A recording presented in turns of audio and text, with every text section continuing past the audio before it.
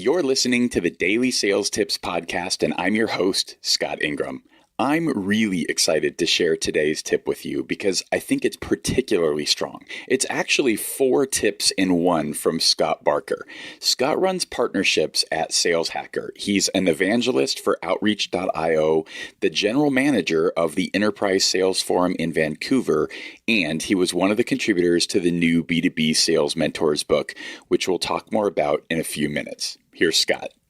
What's up, guys? All right, I wanted to share with you the 4 skills that I see that salespeople need to build in order to be successful into 2019. And a lot of it stems from this kind of shift I see that salespeople need to start behaving more like marketers. And it's a kind of transformation that I went through about 3 years ago or so. And I started slowly building some of these skills that, you typically be relegated to like the marketing department. And it's worked wonders for me. So I wanted to share a few things. So number 1 is learn copywriting skills. And that's not just how to write a good email and what you were taught in English in university. No, go out and test the markets on different, clear, concise messaging and see what grabs people's attention. What you'll learn, when you start putting messages out there is nobody cares. So you have to find a way to make them care, and you need to start thinking like a storyteller on the marketing side would, and start playing around with different things, and it will be extremely helpful. For me, it was helpful anyway to apply to my pitch. I was able to cut down my value prop from about 3-4 sentences into like one very concise message. So that's number 1. Number 2, you have to start contributing to online communities. This is no longer an option in my eyes. Your prospects are living somewhere, they're educating themselves in communities. You need to find where those are and you need to show up.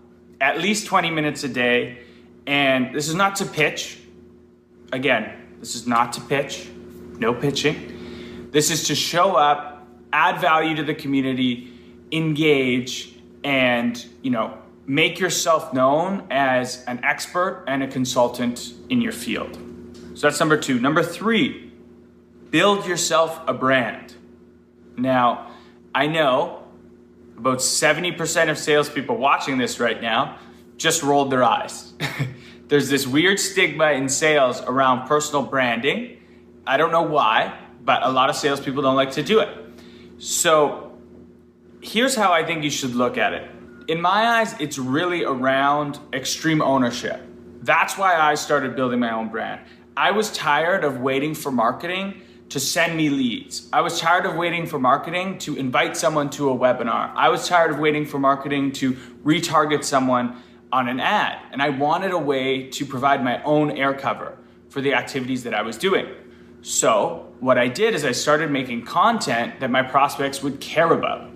And then when they were scrolling their feed, even if they had ignored my last 5 emails, when they were scrolling their LinkedIn feed, they'd be like, right.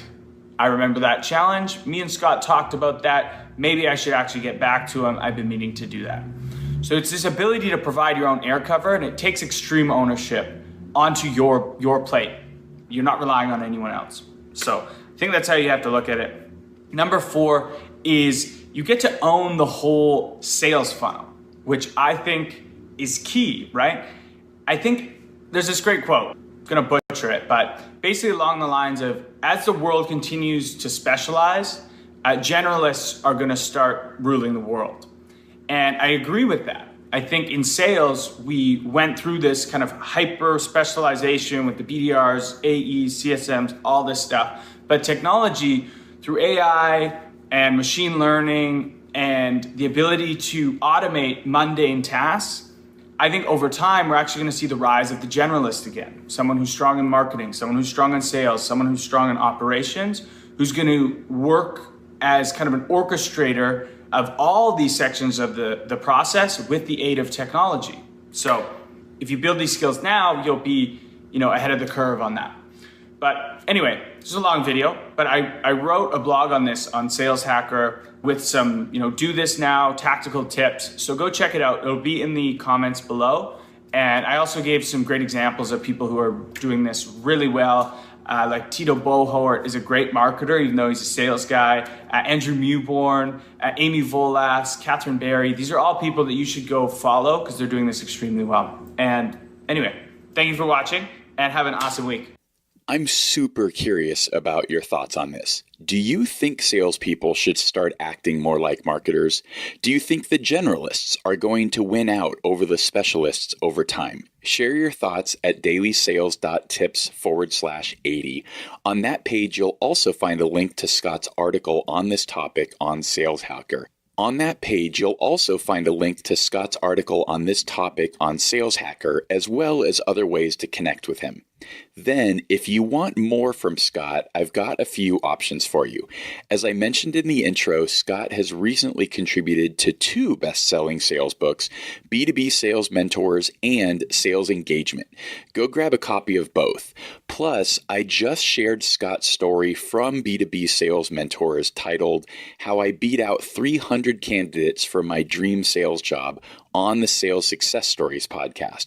So go check that out. And if that's still not enough, check out episode 53 of Sales Success Stories for a full 80-minute interview we did together back in October. Then come back tomorrow for part 2 of Jeff Bajorik's Phone a Friend tip.